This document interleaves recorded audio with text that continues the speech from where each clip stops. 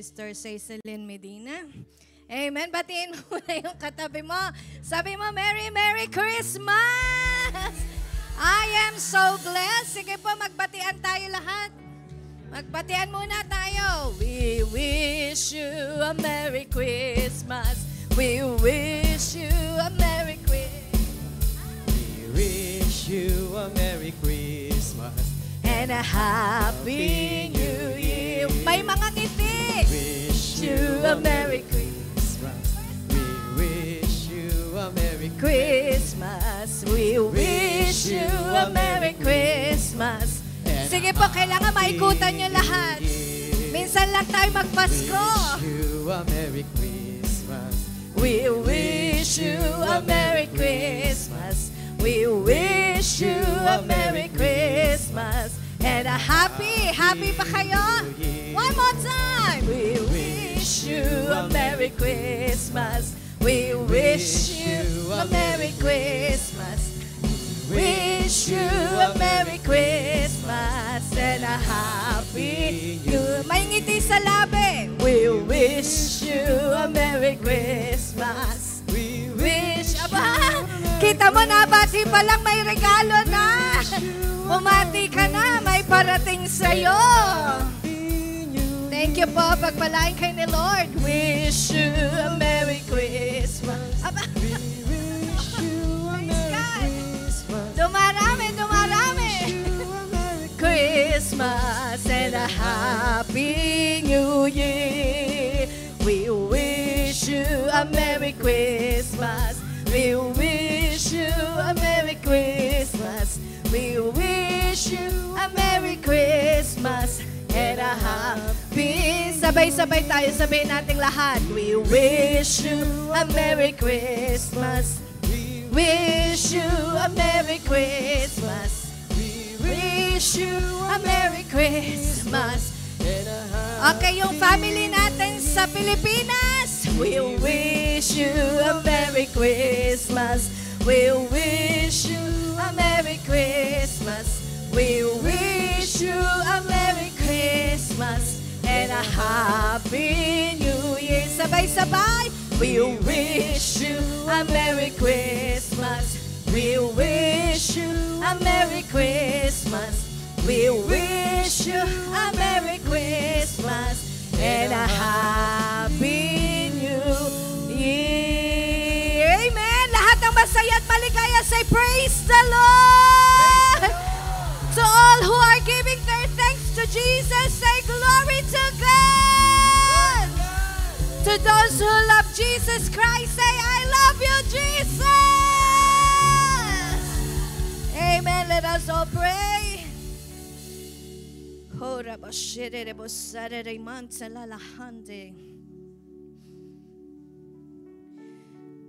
Father in heaven, thank you for the joy, unspeakable joy that you have always shed into our hearts. Thank you for your word. Your word is life. Your word is spirit. Thank you for your Son, Jesus Christ, our Lord and our Savior. Oh, the whole world is celebrating His name, celebrating His speculated birthday. But Lord, you are looking into our hearts, how we celebrate Him in our lives. Is it only during December 25? Or every day of our lives? We thank you, Lord, you have opened our eyes. You have revealed us the truth, the reason why Jesus came in this world, how He loves us, and how He wanted to be with us, just as how you wanted. Salamat po, Panginoon. You have gathered us tonight with great love, with great reconciliation to one another, spreading goodness, kindness, mercy, and joy in our hearts, declaring peace that passeth through all understanding, declaring great shalom, hallelujah. Our hearts are always open. We can see clearly your goodness, Father. Thank you for embracing us every day of our lives and giving us another day, a new day to hope for, to celebrate it for. Thank you for the family that you have gifted us, even they are away from us. You have made us together in the spiritual realm. Our hearts are bound with your grace, with your love, and we are connected because of your word and your blessing unto one another. Tonight, it is a night of declaration. It is a Thanksgiving night of all our answered prayer. Do you have any answered prayer? Can we praise God for a moment?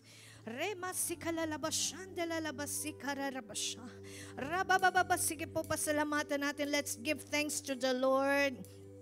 From January 1, 2024, have you been, nakarating ka ba dito sa UAE ng maaliwala sa lalayara ba si kalalahande, wala ka naging problema, no hassle. You've been here in UAE for 12 months and you're still alive. Hallelujah. You are so strong. Oh, give thanks to the Lord, for He is good and His love endures forever. There's no moment in your life that God disappears, but every day, every second, He is there comforting you and telling you, my son, my daughter, I will never leave you nor forsake you. My favor is on you. My blessing is accompanying you. It's grace from the Lord. Oh, we thank you, Father. All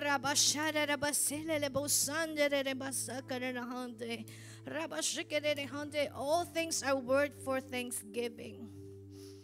Thank you, Lord. You made our hearts grateful. May it be small, big things that has come into our lives. We are always grateful. May it be according to your will and not according to what we want, but according to your will. Thank you, Lord. It may seem not good into our eyes, but this is your perfect plan for us. Thank you, Lord.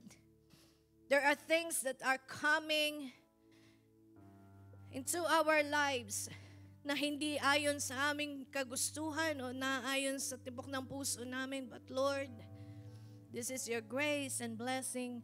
Thank you, Lord.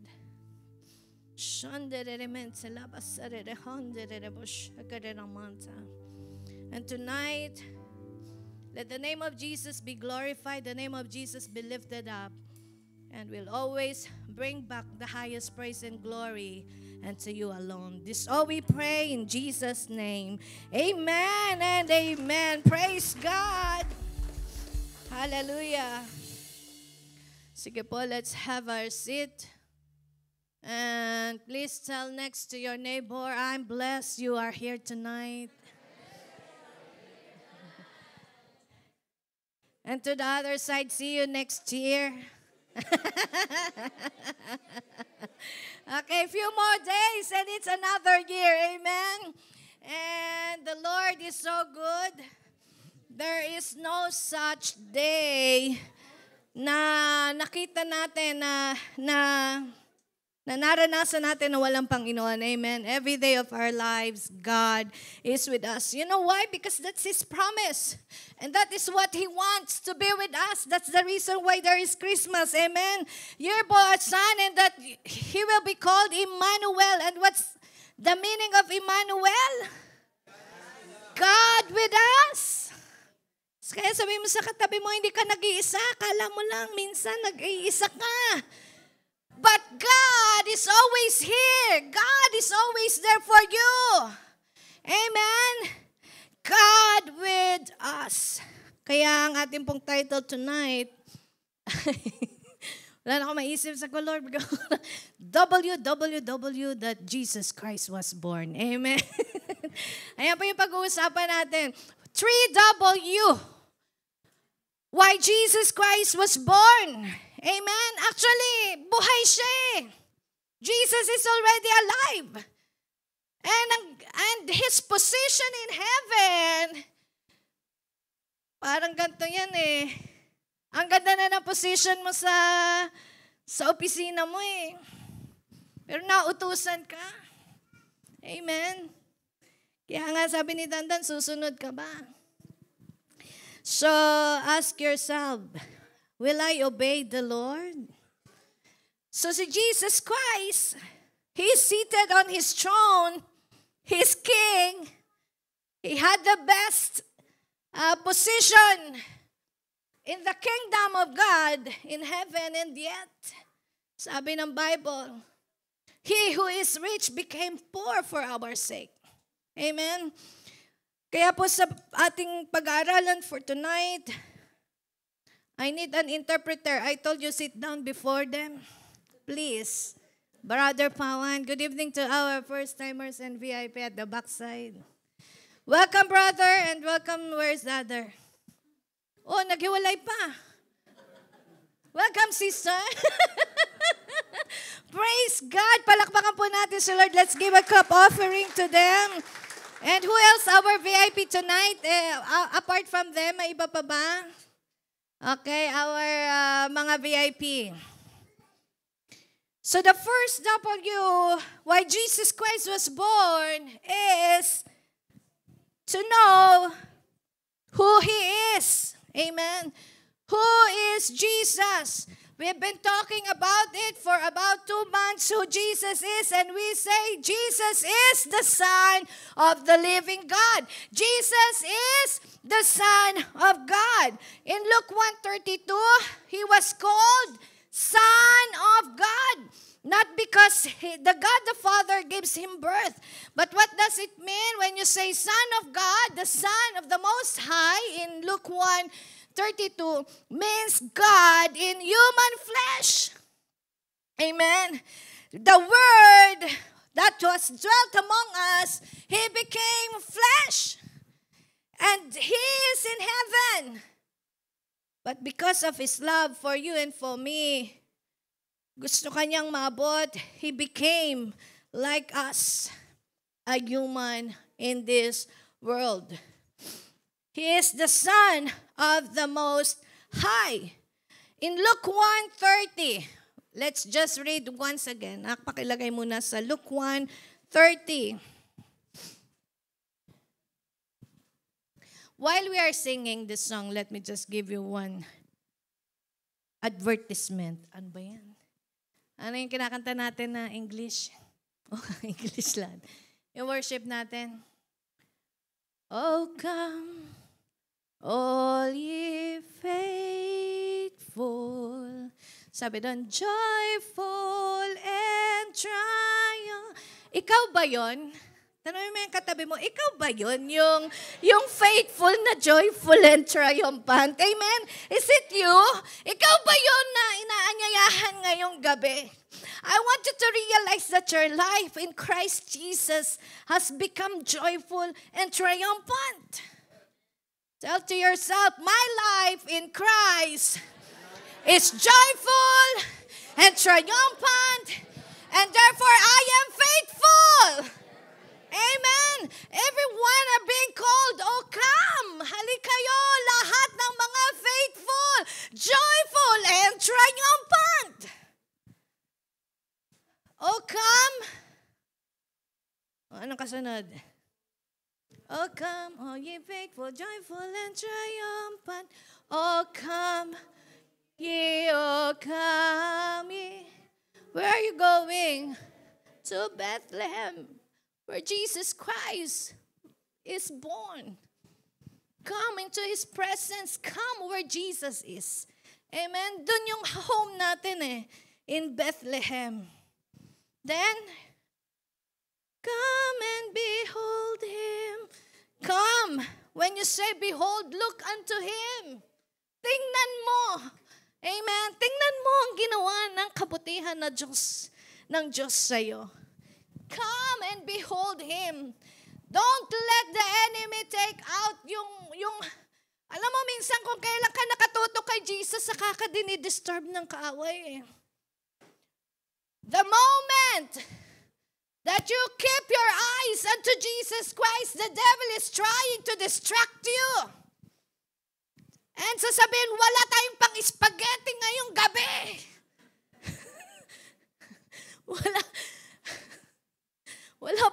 salad. Naalala ko kami, nagyayabangan po kami. Alam ko, taon-taon ko nang kinikwento to, every New Year to eh. We have this cooking showcase. Ano yung tawag yung show off? Kanya-kanya kami dala. Tapos, yung kaibigan ko, sabi niya, ako na sa Biko. Ano yung English ng Biko? Rice cake? Hindi siguro. Hi! Rice cake with top with sweetening, honey. Pinahirapan natin yung Biko. With oil, coconut oil na crunchy. Di habang nagluluto siya, tawag siya sa Pilipinas, sabi ko, Jenny, mag-alas 12 na. Alas 4 na dun sa Pilipinas, ginigising pa niya yung nanay niya. Ma, sabi niya, yung Biko ko, naging champurado. Hindi mabuo. Hindi ko, sabi ko, ituloy mo na, champurado na. Winter na. At the end, alam niyo po, lumabas, Biko naman. Bikong malata.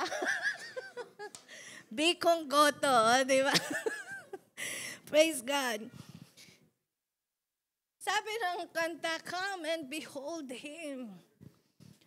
Kung ginugulo ka ng kaaway, don't pansin-pansin na kaaway. Ayaw mo siya magulo na siya sa simula. Amen. At pag nagpagulo ka, magugulo ang buhay mo. Sino dito ayaw nagugulo yung buhok niya? Galawin mo na lahat, wag lang ang buhok ko. Ganda ng pagkaka-straight ko niya. Sabi ko ngayon kagabi, sumasabay sa galaw mo yan. Mali daw ako. Yun yung kanta namin. Sumusunod pala yun.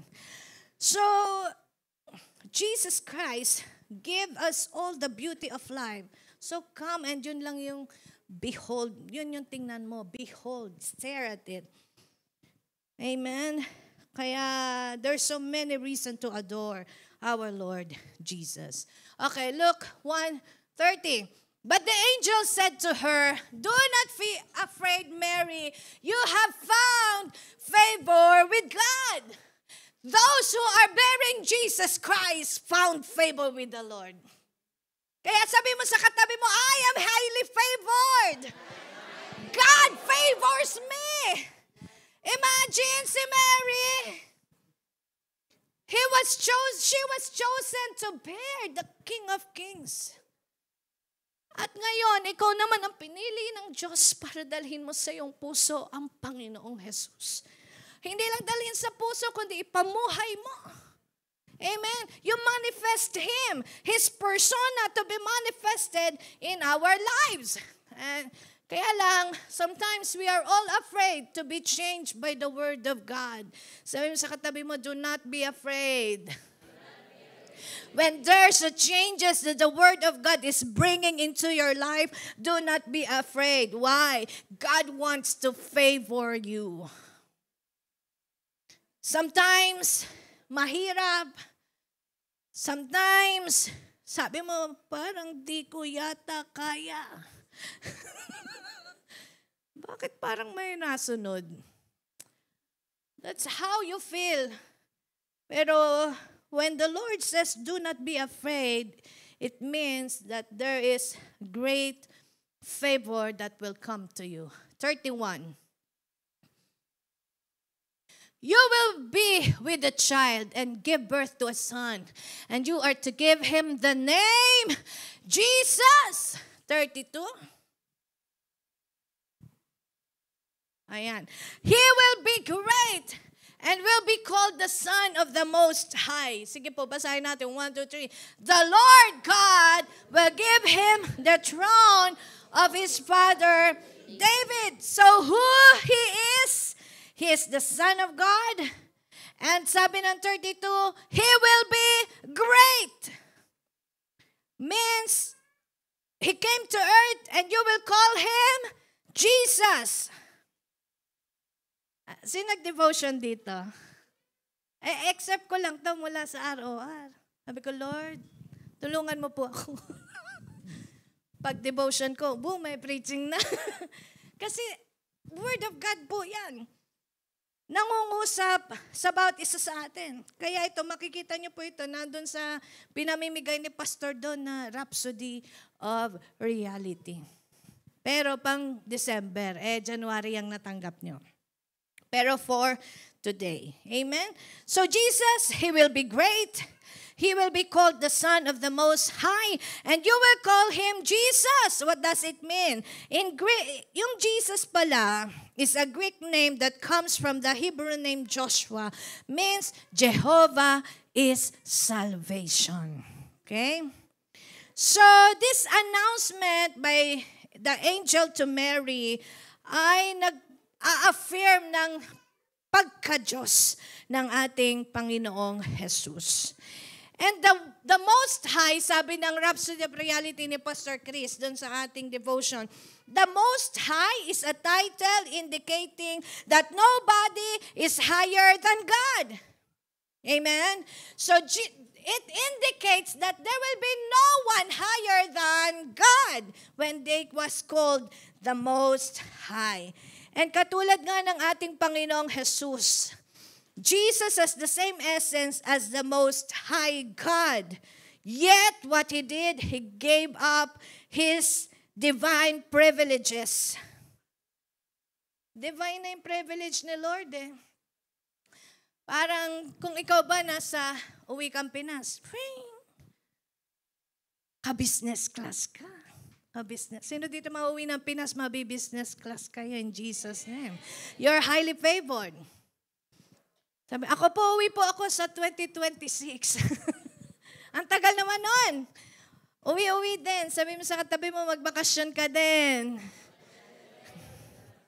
Meet your family in the Philippines baka or in Pakistan. Pakistan? In India. Go there. Go back to your family and meet them. Maybe, di na kayo niya kilala. So you need to meet your family. The video is not enough. Amen? Na business class ka, pero sabi ng ay malalagay ka sa economy class. Will you allow it? So that's the privilege that Jesus Christ has given up. Ang ganda-ganda na ng buhay niya. And yet, because of us, He gave up His divine privileges.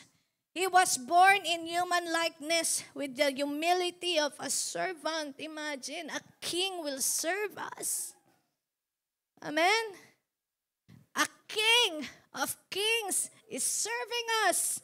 He served us with complete obedience to God and even willingly accepted His death on the cross.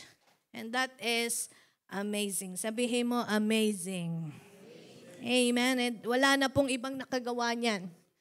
There's no other in this world that has done what Jesus Christ has did. Amen. So, kaya naman, because of what Jesus Christ has done, anong ginawa ng Lord, ng God the Father? Philippians 2:9-11. Sige po.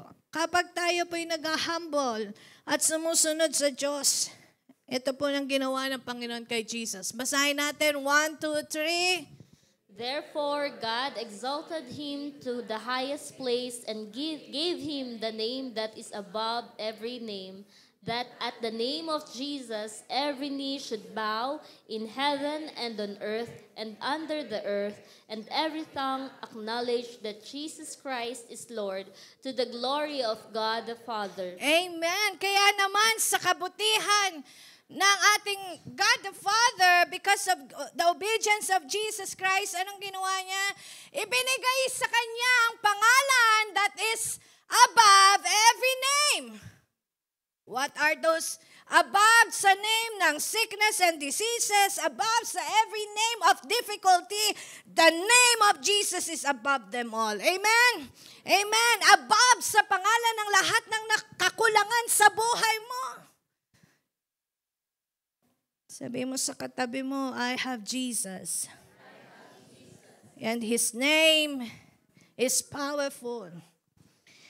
So, even yung demons ay nagtatremble and they acknowledge Jesus as the Son of the Most High God. So, remember, that's who Jesus is. Number 2, W. What He came to do.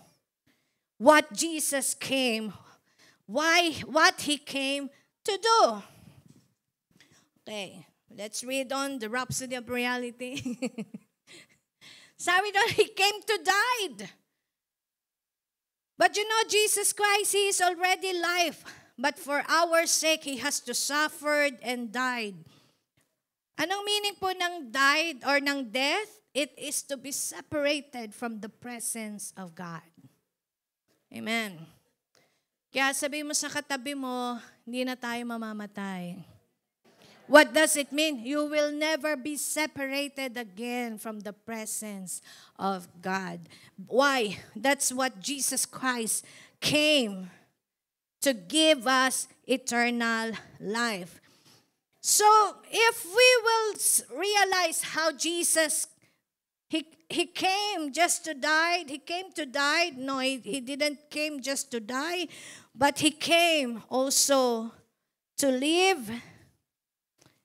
He died and came back to life that we might live.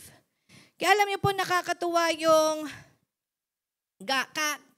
minsan, di ba, parang sinasabi natin, sino dito nahihirapang sumunod sa Diyos?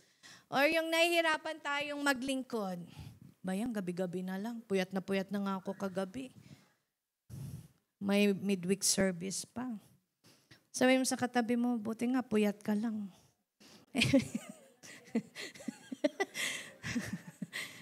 Yung iba, wala pang tulog. Totoo yun.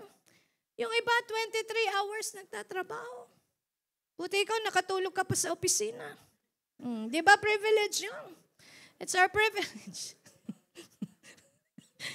Sabi ni Pastor doon, nagpe-pray lang ako. Huwag kayo Praise God. So kahit gaano tayo nahihirapan, konting hirap sa ating paglilingkod, konting hirap sa pagsunod sa Diyos, sometimes nag-give up agad tayo. Sabi mo sa katabi mo, never give up. Dapat yung maging motivation natin, si Jesus nga naranasan niya mag-isa. Amen. Naranasan niya totally mag-isa, totally separated from the presence of His Father. Don't you know that God the Father and Jesus Christ and the Holy Spirit, hindi ho naghihiwa-hiwalayan. But to fulfill why Jesus Christ came, at that moment, at that very moment when Jesus Christ brings all our sins, hindi makatingin sa Kanya ang God the Father. And that's the only time that they are separated. Because Jesus Christ has to experience the death. But after His death, again, He lived again. He rose. He died and He rose again. And in that reason, when Jesus was risen, death has no power over Him. Death has no more. No, wala nang power ang kamatayan sa Panginoong Hesukristo. Amen? So dapat ganun tayo. Sabihin natin kahit mag-isa ako, magsisimba ako. Ikaw preacher, ikaw opening prayer, solo ka eh. Kahit mag-isa ka, wala kang kasama, you have the Holy Spirit. Kahit wala tayong pera, sabi mo, noon yon. Dahil Pasko ngayon. Sino namasko? Sabi, hindi makapamasko yung mga pamangkin ko, maulan daw sa Pilipinas. Sabi nyo, araw-araw Pasko, pwede pa naman next week. So Jesus Christ came, He lived, He died, and came back to life that we might live. That we might reconcile with the God the Father, that we might have eternal life. So what is eternal life? Life with God forever. No separation, no death, no sickness, no diseases, no poverty, no darkness. Ang sabi, ang eternal life ay pag napunta ka na sa langit. The eternal life is here. Amen? Tell to your neighbor, I have eternal life in Christ Jesus. So Jesus Christ came in John 10:10. The thief comes only in order to steal, kill, and destroy. Jesus came that they may have and enjoy life. Amen. Tell to your neighbor, I enjoy my life. And I have it in abundance. I have it in abundance. I have it to the full till it overflows. Sabi ng iba, niloloko ko lang sarili ko. Hindi, that's faith. It will happen to you when you believe. The reason why it is not happening to you, sinasabi mo pala, nagsisimula pala, ayaw mo nang maniwala. Sabi mo sa katabi mo, nauuna na akong maniwala.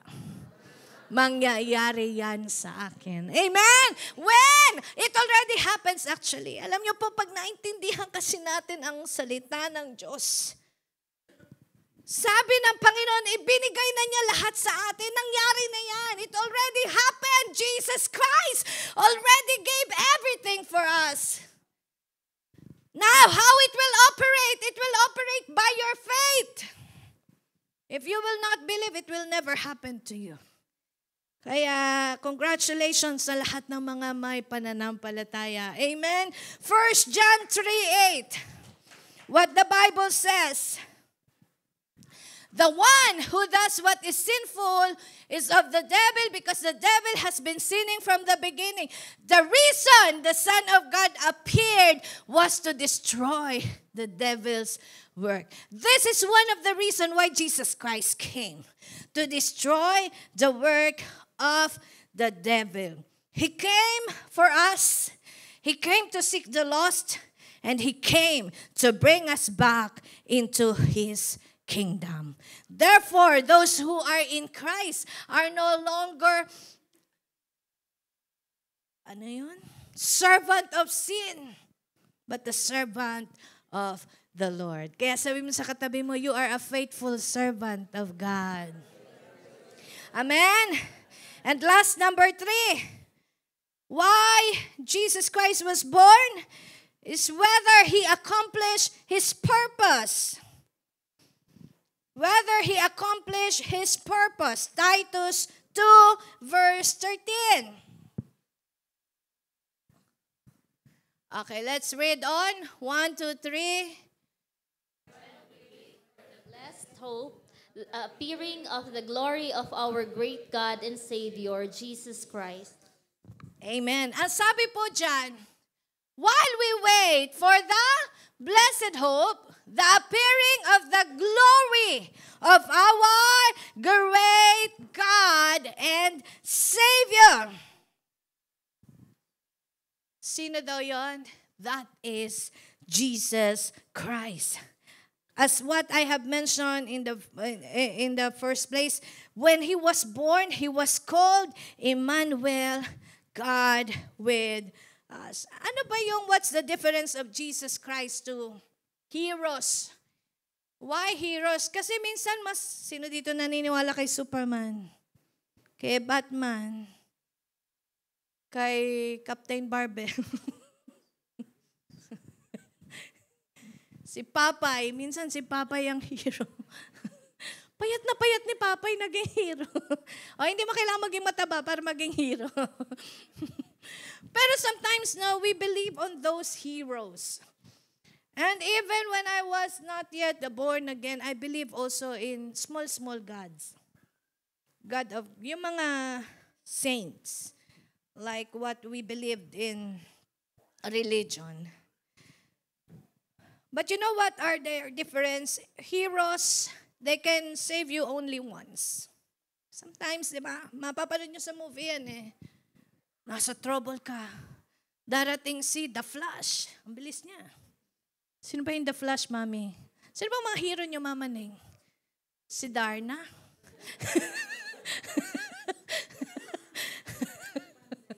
Panday. Tsaka yung mayroong, ano yan, yung may yung binaril dito. Sino? Yung agimat? Sino yun? Bakit kilala mo yun, Nathan? Pedong-pendo ko ba yun? Hindi. Yung senador ngayon. Si Agimat. Di ba si Lito Lapid yun? Ay. Ayan. Ba't kilala? Yun siya yun. Yung kahit tumapak sa tubig na hindi na nakukuryente. Tama ba? Tinuha ng kidlat. Those heroes, alam niyo po bakit sila sumikat? Because the people believe that when you are in trouble, you just call that hero, they will come to you and rescue you. But they will just save you once, only at the time of your trouble. But you know what Jesus Christ did? He saved us for eternity. Amen? He saved us from every trouble. Hindi pa nangyayari yung trouble mo, save ka na kay Jesus Christ. Those heroes or other gods, they cannot change your situations. Diba? They can just come at that moment and be a hero before you, but they cannot change your situation permanently. Meaning they cannot assure your protection and safety. When the heroes cannot see you, wala na. Mananakawan ka. But Jesus Christ doesn't just assure your protection and safety. What He did, He changed also your situation. He changed your life. That's why He gave you eternal life. Because the life that we have on earth without Jesus are full of chaos. Punong-puno na pangamba, punong-puno na kasalanan. So what Jesus did, He resolved it by giving us eternal life. What else? The heroes can give only your need at a time. Bawa, kailangan mo ng, ano yun? Okay na mag-isip ng halimbawa. Naubusan din ako ng halimbawa eh. Di ba? Halimbawa. Hindi na ako kasi ako nanonood ng TV ngayon, kaya hindi ko na alam.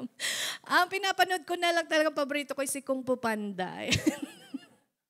Pero puro noodles ang may eye bag na lang.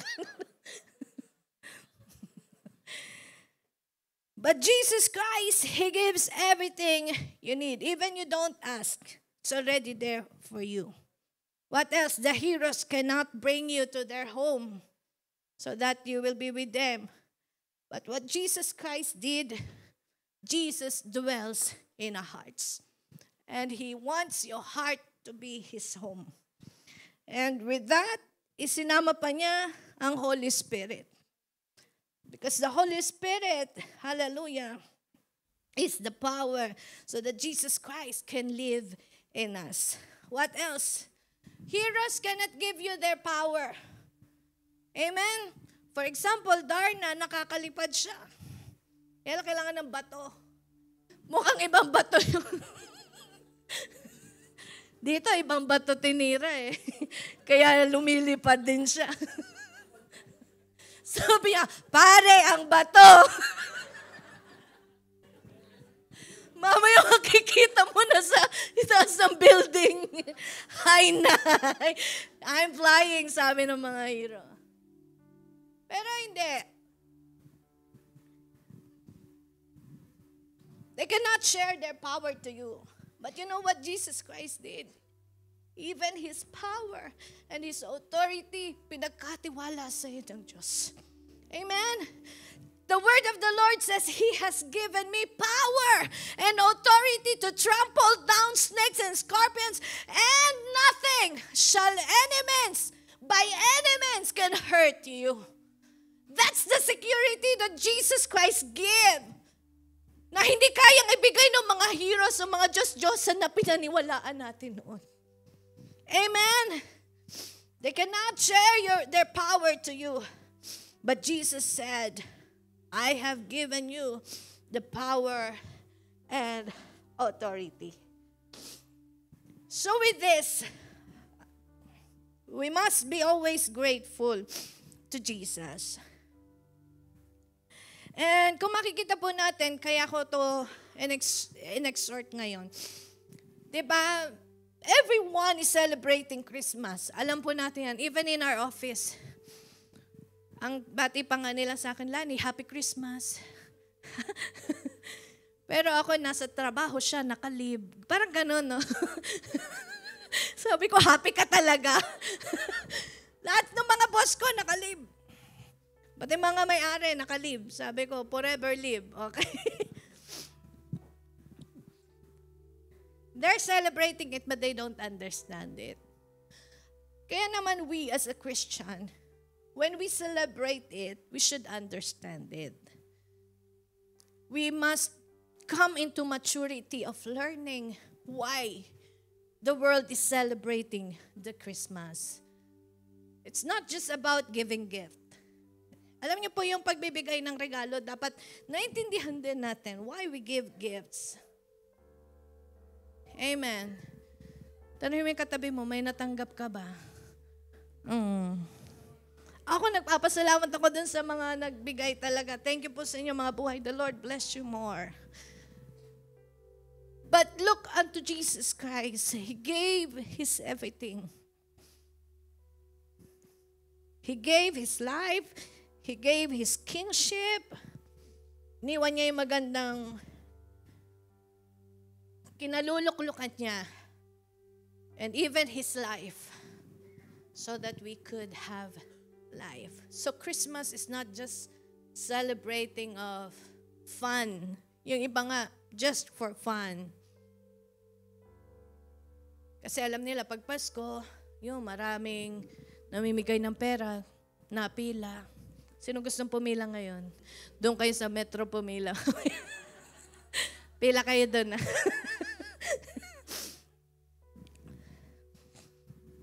But when you come into maturity, learn that celebrating Christmas, yes, we don't know when is the real birth of our Lord Savior. But you can tell when He was born into your life. You can tell by yourself. Ikaw makakapagsabi kung ang Panginoong Jesus ay tunay nga ba na nabubuhay na sa puso mo. And again, Jesus Christ came not to condemn us. Alam na Panginoon that we have been tortured by the devil. Na pinahirapan tayo ng kasalanan. Pinahirapan tayo ng kasinungalingan ng kaway. And hindi siya dumating para parusahan pa tayo. Alam mo yun, hirap na nga tayo. Tapos, Savior nga siya eh. Hindi siya torturer. Kaya nang dumating si Jesus Christ, ang inihahain niya sa atin ay tanggalin tayo dun sa maruming buhay na yon. To remove us from the darkness and keep us into light. To remove us from the kingdom of the dark, of the devil, and bring us into the kingdom of God. Minsan sabi mo, parang hindi ka sanay. Masasanay ka din. In holiness, in righteousness, in glory of the Lord sa buhay natin. It's not about condemning us. It's about giving us the life na yun talaga ang dapat na ipinamumuhay natin. Again, let us all be grateful to Jesus Christ. Be thankful every day. Always acknowledge His grace. Always acknowledge yung kanyang ginawa sa buhay natin. Alam niyo po, nung Friday, na Christmas party na sa office, pag dating talaga na alas 5, malis na po agad ako. So, hindi pa nag-exchange gift. Nandun din. Di ba sabi ko sa inyo, magse-separate yung dalawa naming director. So, yung pala, nagpaalam na nung Friday yung isang may-ari. So, I already said that I'm leaving Aqua Chemi. Ganyan. So, hindi ko alam. And then, Monday, nagkaroon ng meeting, town hall meeting through Microsoft Office, yung Teams. And from there, yan, he bid again the farewell that is leaving the Aqua Chemi. So, iyak ako na iyak. Sabi ko, ba't ba ako iyak na iyak? Then kanina, dun po sa meeting, tinatanong sino yung gusto mag-message, sino yung may gustong mag-bid ng goodbye or ng Thanksgiving. So parang urong-sulong ako, parang hindi, ayoko kasi parang nahihiya ako dahil nga yung sasabihin ng ibang tao. And then, kanina po, meron pa akong pending na trabaho sa kanya. So tumawag yung isang may-ari, sabi niya, Lani, may pending ka ba kay Sobrato? Sabi ko, meron po. Sabi niya, tawagin mo na, tapusin mo ngayon. So tinawagan ko siya ngayon bago ako umuwi. Tapos yun, dinidiscuss namin. Then immediately nabanggit ko, sabi ko, Sir, sorry, I don't have an opportunity. I miss the opportunity to say thank you for everything. Naiyak ako. Naiyak ako. Kasi bago ko yun sabihin, nag-post pa ako sa Facebook na konti na lang, may mga tao pa din talaga na nagiging grateful. So sabi ko, yun yata yung gustong iparating ng Diyos sa akin. That in every way, kahit nasaktan ka, kahit na yung taong yun ay, kasi nga siya yung parang sumira nung kumpanya namin ngayon. Dahil halos ngayon po nahihirapan kami sa kumpanya. But again, nabanggit ko yung nagpasalamat ako sa kanya. Sabi niya, Lani, I thank you also. You're so great. Sabi niya ganyan. Tapos kinat na niya yung lines. Parang naiyak na din siya. So, just be grateful. Sabi mo sa katabi mo, be always grateful. We don't know. At least, hindi ko pinapanalangin na may mangyaring anuman sa kanya or anuman ang mangyari. At least, nakapagpasalamat ako sa kanya at yun, may parating ko sa kanya yung gusto kong sabihin nung nakaraan. But then, again, kaya lagi po tayo magpasalamat sa Diyos. Lagi tayo magpasalamat sa ating mga mahal sa buhay. Let's always be grateful. Huwag na tayo makipag-away. Sabi sa katabi mo, huwag ka na makipag-away. Huwag mo na akong awayin. Magpasalamat lang tayo dahil nakakasama kita. Magpasalamat na lang tayo dahil may nakakausap tayo. So we always be grateful. Amen? Sige tayo po lahat ay magsitayo. And tonight is a grateful night. Amen? It's a night of thanksgiving. But once again, let's just sing this song kay Lord. Let us adore Him. Let's give Him praise.